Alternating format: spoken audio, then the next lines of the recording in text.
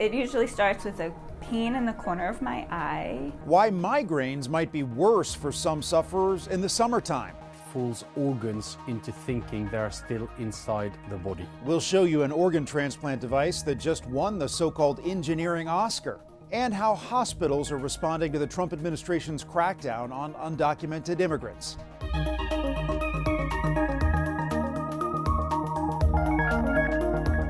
Welcome to Eye on Health, where we focus on stories that affect your physical and mental well-being. I'm Bradley Blackburn.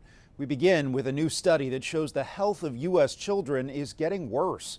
Researchers with Children's Hospital of Philadelphia found over the last 17 years, children's health has declined in several categories, including obesity, mental health, and mortality. Stephanie Stahl spoke to a study author about the data and what parents should do about it. There's fun and laughter on this playground, but new research says the health of children in the United States is declining. It's really speaking to tremendous, languishing of our kids. Dr. Christopher Forrest with Children's Hospital of Philadelphia was one of the authors of the study that compared pediatric death rates among high-income countries. That a child in the United States was 80% more likely to die than a child in those 18 countries. He says babies are most vulnerable, dying from things like premature births and SIDS. Older kids are more likely to die by guns, 15 times more likely. They're 5 times more likely to die from an overdose. They're more likely to die from car crashes. The study also found a growing number of health-related issues. Kids are now 15 to 20% more likely to have things like anxiety, depression, and sleep apnea than they were a decade ago. The research also found obesity rates for people under the age of 19 are up to 21%. Obesity is the second most common cause of cancer in this country. Dr. Forrest says the research did not find a single cause for the health decline of kids, but he says the issue needs urgent attention. Thinking about the kind of play that kids are engaging in or not engaging in, the food environment, the school systems that kids are involved in. The research did not account for socioeconomic differences, age, gender, or race. Stephanie Stahl, CBS News. This year's measles outbreak is the worst since the disease was declared eliminated 25 years ago. According to the CDC, there have been more than 1,200 confirmed measles cases in the U.S. so far this year. A majority of them are linked to a large outbreak that originated in West Texas. 2025 has already surpassed the last record from 2019. Measles is preventable with a vaccine, but as Dr. John LaPook reports, doctors are facing new challenges because so many aren't getting the shots. Dr. Eric Blutinger is doing something he never imagined, teaching medical professionals at New York's Mount Sinai Health System how to recognize a disease that was declared eliminated in the U.S. 25 years ago. I thought that measles would be something I'd study in the textbook, and while I'd be working clinically, I would never see it in the general population. Measles is highly contagious, with symptoms similar to other diseases. So Blutinger co-authored a guide for emergency room physicians to help them diagnose potential cases. It's imperative that physicians and healthcare providers are aware of what to do and how to handle it. What's driving this surge? The number of kindergarten students nationwide vaccinated against measles has dropped to less than 93%. A 95% vaccination rate is required for herd immunity, which prevents outbreaks. Those couple of percentage points really matter. Dr. Adam Ratner is a spokesperson for the American Academy of Pediatrics and a pediatrician at NYU Langone Health, where I work. Dr. Ratner, who has consulted for vaccine manufacturers, says vaccine misinformation is causing hesitancy.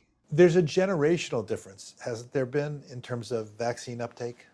Yeah, we have absolutely seen that. I think the best example is from the 2019 measles outbreak, where I saw a number of families, the grandparents, without exception, had chosen to vaccinate their children. I think it all felt much more real to them than it did for the parents, where they grew up at a time where we had vaccines, we had high vaccination rates, and they probably have never known anyone with measles. Now a new generation is facing a resurgence of vaccine-preventable illnesses. Dr. John LaPook, CBS News, New York. As the Trump administration continues its push to detain undocumented immigrants, some of them say they're avoiding necessary health care out of fears over ICE raids. Now, hospitals are preparing employees on what to do if ICE agents show up during care. Dr. Celine Gounder, a CBS News medical contributor and editor-at-large for public health at KFF, spoke with CBS News about this. Thank you very much for joining us. Has this happened yet, or is it just fears of this happening, the kind of the raids while care is being provided at a hospital? As for official raids by ICE, that is still something we are waiting to see if we're going to have that happen. But we are seeing ICE agents in healthcare facilities. They are often bringing in people that they've detained for medical clearance. We see this often with law enforcement. But it is creating an atmosphere of fear. And my colleagues and I have had numerous patients tell us that they hesitated or waited too long to come in for health care. So if you're talking about a heart attack, you're talking about heart muscle when you're delaying care. When you're talking about a stroke, you're talking about brain cells when you're delaying care. So those delays really matter. You spoke with an emergency physician in Los Angeles, where I live, where ICE agents are bringing in detainees who need medical care. Let's listen to that. Many times they're arriving with ski masks and looking very intimidating to the general patient who you might find in the emergency department. This is affecting the overall health of the community because it's creating an atmosphere of fear in the emergency department instead of an atmosphere of wellness. So how else are you hearing ICE impacting patient care in LA? So that was Dr. Hannah Janeway. They are an emergency medicine physician working at a number of different hospitals in the Los Angeles area.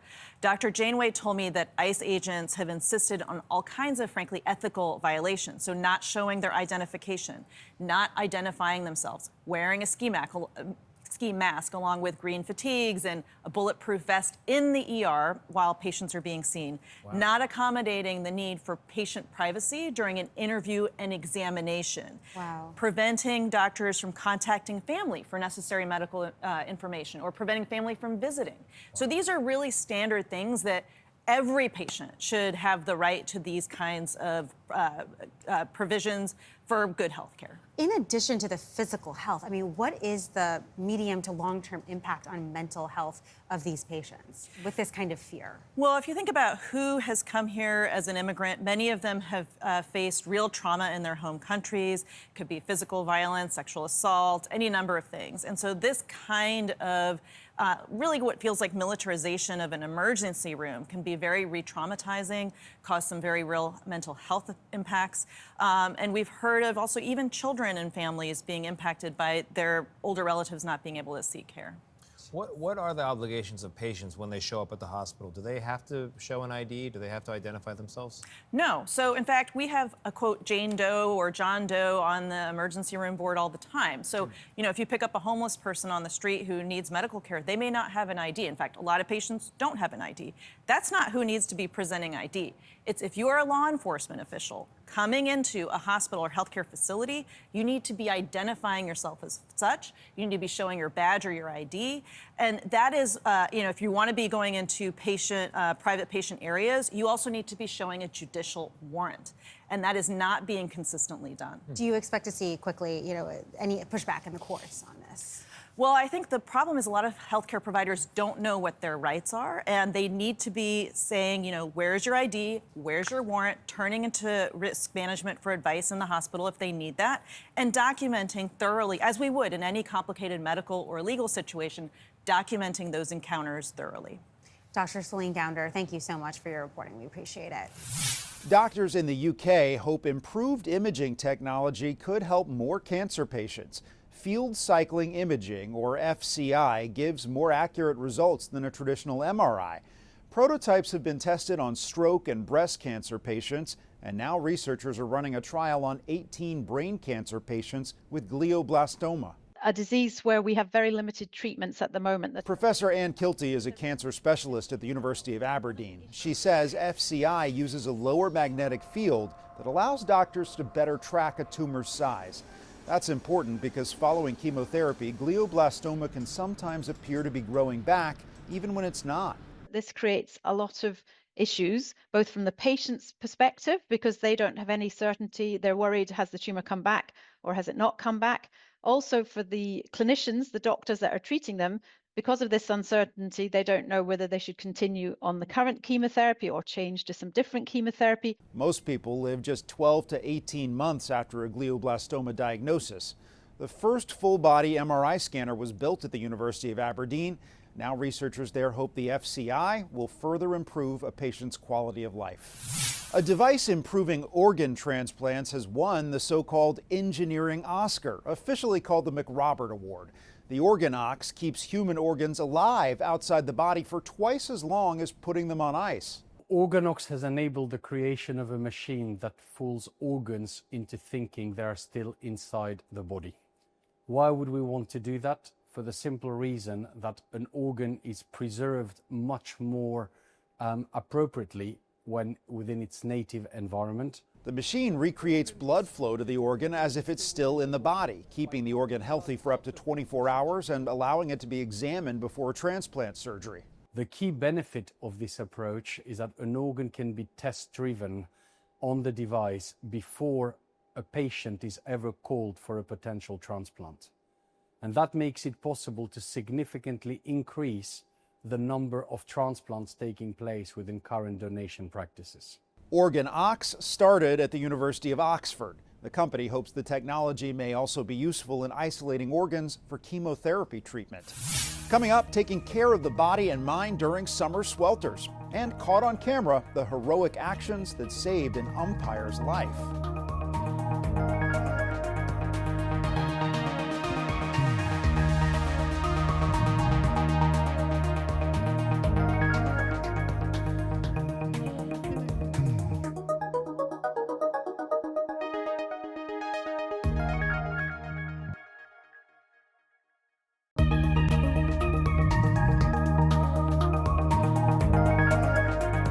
Welcome back. A Little League umpire in California is alive after suffering a heart attack during a game. Fans in the stands rushed to his aid, and because of them, he's now able to tell his story today. Nicole Comstock has more from Ladera Heights, California. I feel like I got hit with a baseball bat and I lost the fight. Jeff Heiser is still in a lot of pain as he stares at the spot on this Little League field where his heart stopped. I don't think everybody gets to revisit the spot that they die. It was caught on camera the moment the umpire toppled over near home plate. He was having a heart attack, and within seconds, as his colleagues and kids surrounded him, he had no pulse. So they yelled out to the people in the bleachers for help. And basically someone said, "Is there a doctor?" And I sat there for a while and I was just like, well... Well, Jen Poole was a doctor with Cedars-Sinai, but not an ER doctor.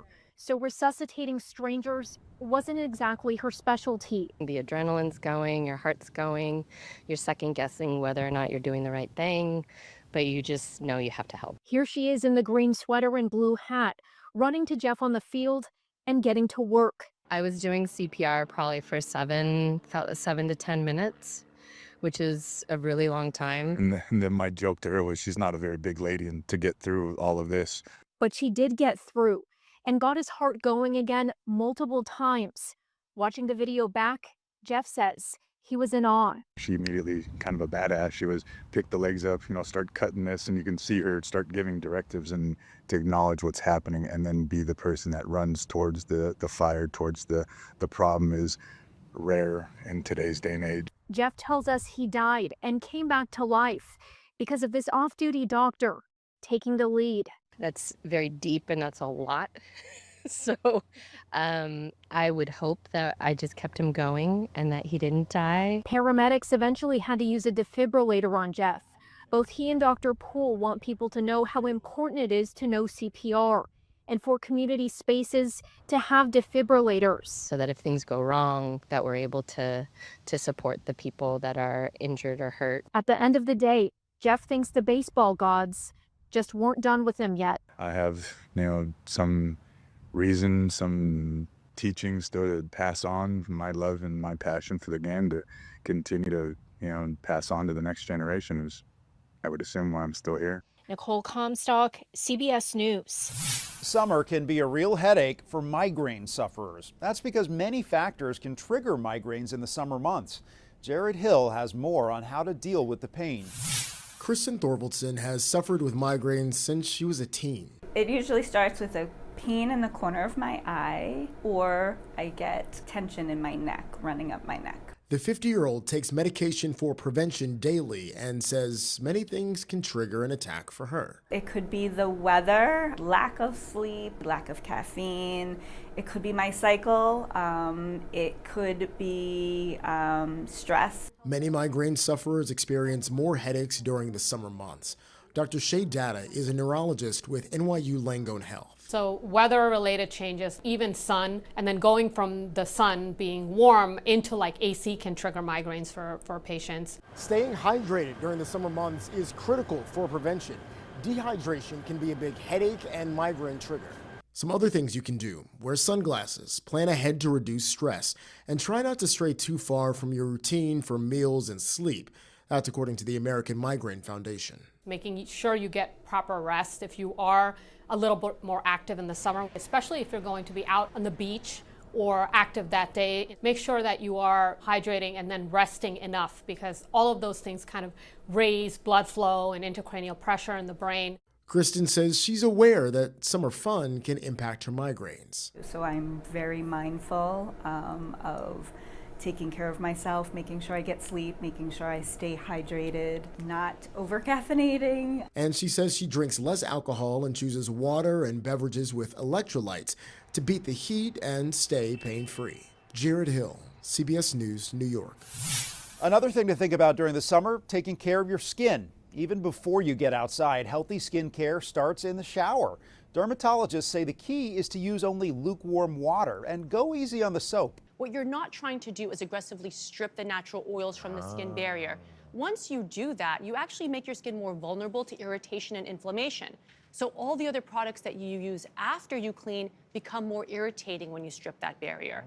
Go for a gentle, non-foaming, unscented cleanser. Your skin will be happier, it'll be stronger, and it'll tolerate the rest of the regimen better. Once you're outside, experts say your best friend is a high-quality sunscreen. That means minimum 30 SPF, broad spectrum, and it can be either mineral, which creates a physical barrier, or chemical, which absorbs into the skin. And when out in the sun, it's important to stay cool to avoid heat-related problems. When people start to get dangerously hot, that's the severe headache, the feeling like your heart is racing, vomiting, starting to lose consciousness. That's when you really, really need to seek care and come into, an urgent care and an emergency room. A new study from UCLA found that longer heat waves, those that last for weeks, will increase in frequency as climate change continues. After the break, the inmates helping to train therapy dogs, and a new Barbie for those with type 1 diabetes.